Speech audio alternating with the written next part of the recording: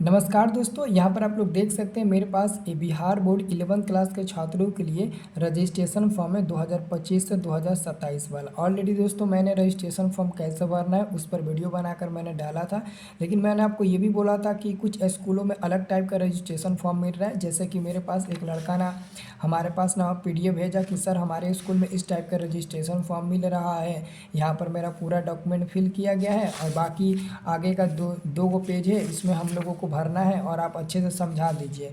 तो मैं इस पर वीडियो बनाया हूँ। आपके स्कूल में अगर इस टाइप का मिला होगा जिसमें आपका OFSS जो CFF नंबर होगा वो यहाँ पर ऑलरेडी लिखा होगा, BSAB यूनिक ID लिखा होगा, कैटेगरी में रेगुलर होगा, स्कूल कोड लिखा होगा, कॉलेज स्कूल का नाम लिखा होगा। बाकी आपको डिस्ट्रिक्ट नाम लिखना है, आपका नाम, मदर नेम, फादर नेम सब कुछ लिखा होगा, date of birth, matric pass किस बोर्ड से किए हैं, कितना नंबर आया है, रोल नंबर, रोल कोड सब कुछ ऑलरेडी लिखा होगा। बस आपको क्या करना है, यहाँ पर अपने डिस्ट्रिक्ट का नाम लिख देना है, ठीक है ना। तो आपका कौन सा डिस्ट्रिक्ट है, आपका जो भी डिस्ट्रिक्ट है वो अपने डिस्ट्रिक्ट का नाम लिख दीजिएगा। जैसे कि इस लड़के का डिस्ट्रिक्ट का नाम है बंका, तो यहाँ पर आप डिस्ट्रिक्ट का नाम क्या लिखिएगा, बंका लिखिएगा, वो भी कैपिटल लेटर में BANKA लिखिएगा, बंका, ऐसे बंका लिख दीजिएगा, ठीक है ना। हमेशा दोस्तों कैपिटल लेटर में ही दोस्तों आप लोग लिखिएगा, क्योंकि कोई भी फॉर्म होता है उसको कैपिटल लेटर में ही हम लोग भरते हैं, स्मॉल लेटर में नहीं भरते हैं। तो कैपिटल लेटर में ही आप लोग भरिएगा। बाकी दोस्तों यहाँ तक प्रोसेस ऑलरेडी आप लोगों को कंप्लीट करके दिया गया है, यहाँ पर देख लीजिएगा। 15 नंबर तक आपको स्पेशली कंप्लीट करके प्रोसेस दिया गया। अब 15 से आगे आपको करना है, ठीक है ना। बाकी यहाँ पर और देख लीजिए कुछ नहीं है। यहाँ पर स्टूडेंट सिग्नेचर होगा तो स्टूडेंट अपना सिग्नेचर कर देगा, और स्टूडेंट का ऑलरेडी फ़ोटो भी यहाँ पर लगा हुआ है, तो आप लोग अपना सिग्नेचर कर दीजिएगा, ठीक है ना। बाकी चलिए हम आपको 16 नंबर से आगे बताते हैं। 16 नंबर है नेशनलिटी। इसका मतलब ये होता है कि आप कहाँ से हैं, इंडियन हैं या फिर अदर कंट्री से हैं। तो आप इंडियन ही है, बेफिक्र होकर आप लोग टिक लगा दीजिएगा, तो इंडियन पर आप लोग टिक लगा दीजिएगा। बाकी अगला है रिलीजन, मतलब कि आपका धर्म जो है वो कौन सा है, हिंदू धर्म है, इस्लाम, सिख, क्रिश्चियन, जैन, बुद्ध, अदर्स, जो भी आपका धर्म है। मुस्लिम है तो इस्लाम पर टिक लगाइएगा, हिंदू है तो आप हिंदू पर ऐसे टिक लगा दीजिएगा बस, ठीक है। आपको कुछ नहीं करना है। तो ये आपका 17 नंबर कंप्लीट हो गया। अब उसके बाद से दोस्तों अगला यहाँ पर आइएगा ना पेज लेकर, तो देखिएगा इसको बहुत बढ़िया से समझना है। 18 नंबर को और 19 नंबर को ध्यान से समझना है। 18 और 19 में से किसी एक को ही भरना है। देखिए अगर आपका आधार कार्ड बना हुआ है और आपके पास आधार कार्ड है तो यहाँ पर आप 12 अंक का जो आधार नंबर होता है वो यहाँ पर आप लोग डाल दीजिएगा, है ना। जो भी 12 अंक का आधार नंबर होता है यहाँ पर आधार नंबर डाल दीजिएगा, ठीक है। और जो विद्यार्थी कॉलम 18 में, यानी कि जो 18 नंबर पॉइंट है, इसमें जो विद्यार्थी अपना आधार नंबर डाल देता है वो 19 नंबर में कुछ नहीं भरेगा। यहाँ पर सिग्नेचर करने को लिए बोला जा रहा है तो यहाँ पर सिग्नेचर नहीं करना है। देखिए ये 2 इसलिए दिया जाता है कि बहुत ऐसे स्टूडेंट हैं जिनका आधार कार्ड नहीं है या फिर आधार कार्ड नहीं बना है। तो अगर जिन विद्यार्थियों का आधार कार्ड नहीं है, बना ही नहीं है, तो आखिरकार वो यहाँ पर क्या डालेगा, कुछ है ही नहीं है उसका आधार नंबर, तो कहाँ से डालेगा, कुछ नहीं डालेगा। इसलिए वो 18 नंबर नहीं डालेगा और 19 नंबर में यहाँ पर प्रूफ देगा, यानी कि सिग्नेचर कर प्रूफ देगा सरकार को कि मेरे पास आधार कार्ड नहीं है, आधार कार्ड नहीं बना है, इसलिए मैं 18 नंबर में नहीं भरा हूँ। तो जिस विद्यार्थी के पास आधार कार्ड है वो यहाँ पर आधार नंबर डाल देना ऊपर में, और नीचे में आपको 19 नंबर में सिग्नेचर नहीं करना है। और जिन विद्यार्थी का आधार नंबर नहीं है तो वो 18 नंबर में नहीं भरेंगे और वो क्या करेंगे, तो 19 नंबर में यहाँ पर सिग्नेचर कर देंगे, ठीक है। उसके बाद से दोस्तों यहाँ पर देखिएगा ये जो 20 नंबर है, 20 नंबर ध्यान से देखिएगा। 20 नंबर है अपार ID। देखिए अगर आपका अपार ID कार्ड बना है तो अपार ID नंबर आपको मिला होगा, तो यहाँ पर आप अपना अपार ID डाल दीजिएगा। हालांकि दोस्तों ये कंपलसरी नहीं है, जो अपार ID है वो कंपलसरी नहीं है, सिर्फ और सिर्फ CBSE बोर्ड वाले छात्रों के लिए अपार ID 10वीं और 12वीं के फाइनल एग्जाम के लिए कंपलसरी घोषित किया गया है। और BSB यानी कि बिहार बोर्ड के लिए अपार ID कार्ड नंबर जो है ना वहाँ पर दर्ज करना कंपलसरी नहीं है। हालांकि न्यूज़ तो आया था, बट शिक्षकों का विरोध था, शिक्षकों का कहना था स्कूल के कि अभी अपार ID कार्ड बच्चों के लिए अनिवार्य नहीं होना चाहिए, क्योंकि 80% स्टूडेंट का भी नहीं बना, इसलिए बिहार बोर्ड ने कैंसिल कर दिया। तो जिसके पास होगा वो डालेगा, जिसके पास नहीं होगा वो नहीं डालेगा। अब दोस्तों अगला लिख रहा है एरिया, देखिए area where the institution in situated, मतलब इसका मतलब ये होता है कि जो आपका इंस्टीट्यूट मतलब होता है संस्थान, संस्थान मतलब कि जो आपका स्कूल कॉलेज है वो कहाँ है, रूरल में है या अर्बन में। रूरल मतलब क्या होता है, जैसे गांव देहात होता है, तो अगर गांव देहात में है आपका स्कूल तो रूरल पर टिक लगाइएगा। अगर आपका जो स्कूल कॉलेज है हो सकता है मार्केट में या फिर शहर बाज़ार में, बड़े बड़े शहर में होगा, तो आप urban पर टिक लगा दीजिएगा। हमको लगता है ज़्यादातर आपका स्कूल कॉलेज तो शहर में ही होगा। गांव देहात में भी हो सकता है, शहर में भी हो सकता है, तो जो होगा वो टिक लगा दीजिएगा। मान लेते हैं गांव देहात में तो इस पर टिक लगा दीजिएगा, शहर में तो इस पर टिक लगा दीजिएगा, ठीक है। बाकी दोस्तों आप देखिएगा यहाँ पर लिख रहा है सब डिवीज़न, सब डिवीज़न और ब्रैकेट में वही लिख रहा है जो आप 21 नंबर में देखे हैं, है ना, कि जो आपका संस्थान है, जो आपका स्कूल कॉलेज है वो गांव देहात में है या फिर शहर में है, तो वही अब पूछ रहे हैं सब डिवीज़न। देखिए सब डिवीज़न का मतलब ये होता है जैसे कि आप बैंक का नाम जानते होंगे, तो बैंक का दोस्तों एक छोटा मोटा शाखा होता है ना, शाखा होता है जिसको हम उसको सब डिवीज़न के नाम से जानते हैं। जैसे कि मेरा जो घर है वो बिहार के सिवान जिला के जीरादेई में आता है। तो अगर मेरे से कोई पूछेगा सर आपका घर कहाँ है, तो मैं बताऊंगा कि मेरा घर जो है वो बिहार के सिवान जिले के जीरादेई में है। बट मेरा घर जो है ना वो जीरादेई में भी प्रॉपर नहीं है, बट जीरादेई के 4-5 किलोमीटर के आसपास जो है ना वो मेरा घर है। तो हम कह सकते हैं कि मैं अपने घर का सब डिवीज़न बताया। हमने घर का अपना पर्सनल डिटेल ना बताया, हमने सब डिवीज़न बताया, है ना। कि मैं अगर कोई कहेगा कि सब डिवीज़न अगर मेरे पास रहता है उसका एड्रेस, तो मैं उस सब डिवीज़न एरिया में जाकर उस लड़के का आता पता मैं मतलब कि जान सकता हूँ, इसलिए सब डिवीज़न पूछा जाता है। तो सब डिवीज़न लिख दीजिएगा। जैसे कि मान लेते हैं कि आपका स्कूल सिवान जिला में है, मेन सिवान जिला में है, ठीक है, तो किस एरिया में, उस एरिया का नाम लिख दीजिएगा, ठीक है ना। आप लिख दीजिएगा, ये सब डिवीज़न हो गया, ठीक है। उसके बाद से आपका है 23 नंबर। 23 नंबर देखिए, अगर आपको सब डिवीज़न नहीं समझ में आता है तो कमेंट बॉक्स में एक बार बता देना। 23 नंबर है मोबाइल नंबर। मोबाइल नंबर आप डालना वैलिड मोबाइल नंबर। वैलिड मतलब समझते हो ना, वैध मोबाइल नंबर। जिस मोबाइल नंबर पर रिचार्ज होगा, OTP मैसेज वगैरह आता होगा वही दीजिएगा। अभी नहीं कि मोबाइल नंबर भुला गया है, सिम ख़त्म हो गया है, सिम से दूसरा नंबर मोबाइल चला रहा है, नंबर चला रहा है, तो वो न दे देना, ठीक है। और ईमेल आईडी भी वैलिड डालना आप लोग, ईमेल आईडी, ठीक है। अब दोस्तों यहाँ पर स्टूडेंट नेम हिंदी में स्टूडेंट का नाम लिखना है। सपोज डेट मेरा नाम है रंजन, तो हम यहाँ पर नाम लिखेंगे अपना रंजन, ठीक है। क्या लिखेंगे, अपना यहाँ पर नाम लिखेंगे रंजन कुमार और पूरा मेरा नाम है रंजन कुमार कुशवाहा, तो मैं रंजन कुमार कुशवाहा लिख दूंगा।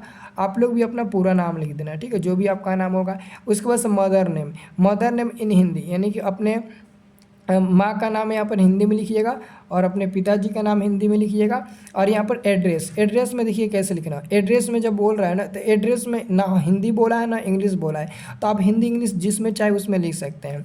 हिंदी में जैसे ऐसे एड्रेस लिखा जाता है, अगर ग्राम कहेगा तो ग्राम लिखना, ग्राम, फिर आगे अपना गांव का नाम लिख देना। उसके बाद से कहेगा पोस्ट, तो ऐसे लिखना पोस्ट, ऐसे पोस्ट लिख देना, फिर लिख देना। फिर उसके बाद से लिख देने के बाद फिर कमा दीजिएगा, फिर लिखिएगा थाना, तो थाना लिख दीजिएगा, ठीक है। थाना ऐसे करके लिख दीजिएगा, आगे अपना लिख दीजिएगा, ठीक है। उसके बाद से यहाँ पर देखिए 29 नंबर में मैरिटल दिया है। मैरिटल इसका मतलब होता है वैवाहिक स्थिति, यानी कि शादीशुदा। अगर आपका शादी हो चुका है तो मैरिड पर टिक लगाइएगा इस पर, अगर नहीं हुआ है तो अनमेरिड पर टिक लगा दीजिएगा। ओके, आगे बात समझ में। अगर आपका शादी हो चुका है तो मैरिड पर, नहीं हुआ, हमको लगता है कि 80-90% लड़कों का नहीं हुआ होगा, है ना। तो अभी शादी आपका नहीं हुआ है तो हम लोग अनमेरिड पर टिक लगा देंगे। नेक्स्ट आपका है दोस्तों 30 नंबर। देखिए 30 नंबर, 31 नंबर, 32 नंबर भी कंपलसरी नहीं है ना। 30 नंबर, 31 नंबर, 32 नंबर कंपलसरी नहीं है, ठीक है। इस बात को याद रखना। अगर आपके पास बैंक अकाउंट नंबर है तो डालिए, नहीं है तो इस कोठा को छोड़ दीजिएगा खाली।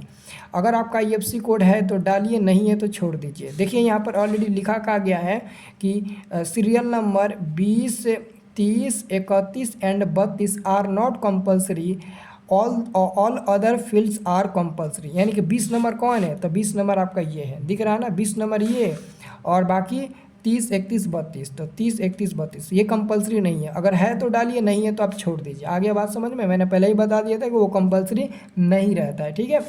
अब दोस्तों यहाँ पे देखिएगा तीसरा नंबर 33 नंबर 33 नंबर है two identification marks of student. इसका मतलब ये होता है कि स्टूडेंट का 2 ऐसे हमको चिन्हासी चाहिए, मतलब कि चिन्ह चाहिए हो। चिन्ह मतलब समझते हैं, जैसे कि मान लेते हैं आपका कोई बड़ा सा घाव बचपन से हुआ हो जिसका चिन्हासी अभी तक हो, या फिर आपके शरीर में कहीं मासा हो, या फिर आपके शरीर में कहीं लहसन हो, या फिर भगवान का दिया हुआ कुछ ऐसा चिनासी है जो कभी मिट नहीं सकता है, जो कभी मिट नहीं सकता है। तो क्या है, आप चेक कर लीजिएगा और वो लिख दीजिएगा। सपोज जो दोस्तों मेरा जब रजिस्ट्रेशन हुआ था ना, तो देखिए अब ध्यान से, मेरे हाथ में दोनों उंगली के बीच में यहाँ पर तिल दिख रहा है। तो हमने क्या लिखा था, हमने लिखा था ऐसे मोल, हमने लिखा था mole is the mole is the mole is the right, है ना, राइट हैंड, यानी कि हमारे दाहिने हाथ में तिल का निशान है। और मैंने लिख दिया था फिर से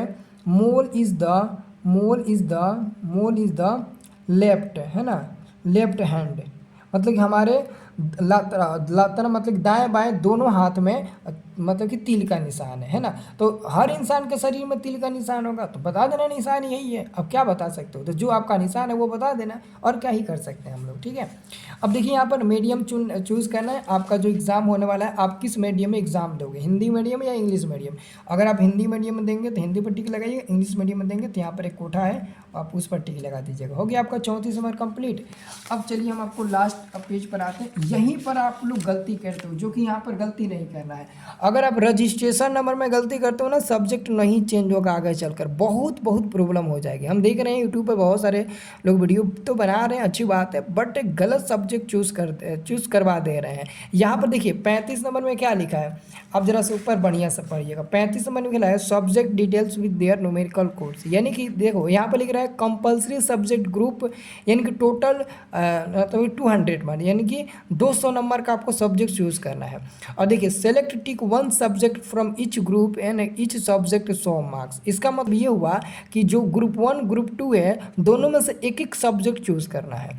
यानी कि देखिए कंपलसरी सब्जेक्ट ग्रुप 1 100 नंबर का, सिलेक्ट एनी वन सब्जेक्ट, यानी कि हिंदी और इंग्लिश में से कोई एक ही सब्जेक्ट आपको सेलेक्ट करना है। कोई बेवकूफ़ है, अभी मैं यूट्यूब पे देख रहा था, वो इंग्लिश हिंदी दोनों पर टिक लगवा दे रहा है, और इधर भी इंग्लिश हिंदी दोनों पर टिक लगवा दे रहा है। बड़ा मूर्ख है जी वो, है ना। देखिए आपको क्या करना है मैं आपको बता देता हूँ। एक्चुअली में होता क्या है, अगर आप एक साइंस के स्टूडेंट हैं और ख़ास तौर पर आप एक हिंदू लड़के हैं या फिर लड़की हैं, तो हिंदू लड़के या लड़की क्या करते हैं, वो कहते हैं कि सर हम हिंदी पढ़ेंगे, तो वो हिंदी ले लेते हैं, और जो कंपलसरी सब्जेक्ट ग्रुप 2 होता है ना, उसमें से वो इंग्लिश चूज़ कर लेते हैं। तो अब क्या हो जाता है, उनका हिंदी हो जाता है, और प्लस में उनका क्या हो जाता है, इंग्लिश हो जाता है, और वो हिंदी और इंग्लिश मिलाकर 200 नंबर का पढ़ाई कर लेते हैं। और अगर यही स्टूडेंट चाहे तो पहले वो इंग्लिश पर टिक लगा सकते हैं, और बाद में वो हिंदी पर टिक लगा सकते हैं। पहले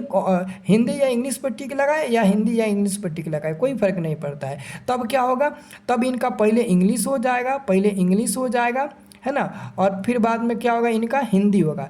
तो दोनों ही आपका कितना हुआ, 200 नंबर का हो गया। तो पहले हिंदी टिक लगाओ या फिर पहले इंग्लिश टिक लगाओ, बात तो दोनों बराबर है, दोनों तो आपका सब्जेक्ट सेम ही है और 200 नंबर का है। लेकिन ये आखिर में इसलिए दिया जाता है क्योंकि जो मुस्लिम वाले लड़के होते हैं ना, वो कहते हैं कि सर हम सिर्फ और सिर्फ ना इंग्लिश इधर से हम लेते हैं, क्योंकि हम हिंदी नहीं पढ़ेंगे, हम इंग्लिश ले लेते हैं, और हमको हिंदी के जगह पर उर्दू पढ़ना है तो वो उर्दू ले लेते हैं। तो उनके लिए क्या हो जाता है, उनके लिए इंग्लिश हो जाता है, और प्लस में उनके लिए उर्दू हो जाता है, और उनको इस पर टिक लगाने की ज़रूरत ही नहीं पड़ती है। अब मान लेते हैं कि उर्दू वाले स्टूडेंट हिंदी उनको पढ़ना ही नहीं है, और जबकि इसमें से कोई एक ही सब्जेक्ट चूज़ करना है, तो वो इंग्लिश ही ना चूज़ कर सकते हैं, हिंदी तो नहीं चूज़ कर सकते हैं। लेकिन हिंदू छात्रों के लिए ना दोनों में से कोई भी ऑप्शन है, कोई भी चूज़ कर सकते हैं, और इधर वो सेलेक्ट कर सकते हैं। अगर कोई लड़का है जिसको हिंदी पढ़ना है और इंग्लिश नहीं पढ़ना है, इसमें से कोई अन्य दूसरा सब्जेक्ट लेना है तो ले सकता है ना। तो मतलब कि एगो इसमें से आपको लेना है, ठीक है। तो ये आपका 200 नंबर का हो गया, ये कितना नंबर का, 200 नंबर का हो गया। अब दोस्तों आते हैं इलेक्टिव सब्जेक्ट, यानी कि ये होता है ना। इसमें आपको देखिए क्या दिया है, 5 को सब्जेक्ट दिया है, कह रहा है सिलेक्ट एनी 3 सब्जेक्ट। इसमें आपको ना ईच मतलब कि प्रत्येक सब्जेक्ट 100 नंबर का है, टोटल आपको 300 नंबर यहाँ से चूज़ करना है। देखिए बहुत ऐसे लड़के क्या करते हैं ना, फिजिक्स और केमिस्ट्री और मैथ लेते हैं, पीसीएम, जिसको हम लोग शॉर्ट में बोलते हैं पीसीएम, यानी कि फिजिक्स केमिस्ट्री मैथ। तो बहुत ऐसे लड़के क्या करते हैं जिनका मैथ जो होता है वो फिजिक्स मैथ ले लेते हैं और केमिस्ट्री ले लेते हैं, तो उनका 3 सब्जेक्ट हो गया 300 नंबर का। लेकिन बहुत ऐसे स्टूडेंट होते हैं वो कहते हैं ना सर हम फिजिक्स लेंगे, केमिस्ट्री लेंगे और बी लेंगे, पीसीबी लेंगे, यानी कि हम मैथ नहीं लेंगे, हम बायोलॉजी लेंगे। फिर भी आपका 3 सब्जेक्ट हुआ तो फिर भी आपका 300 नंबर का हो गया। आपके ऊपर डिपेंड करता है कि आप मैथ लेंगे कि बायोलॉजी लेंगे, अपने चूज़ कर लीजिएगा, 3 को इसमें से चूज़ कर लीजिएगा। और जब 3 को चूज़ कर लीजिएगा, अब यहाँ पर एडिशनल सब्जेक्ट ग्रुप आता है 100 नंबर का।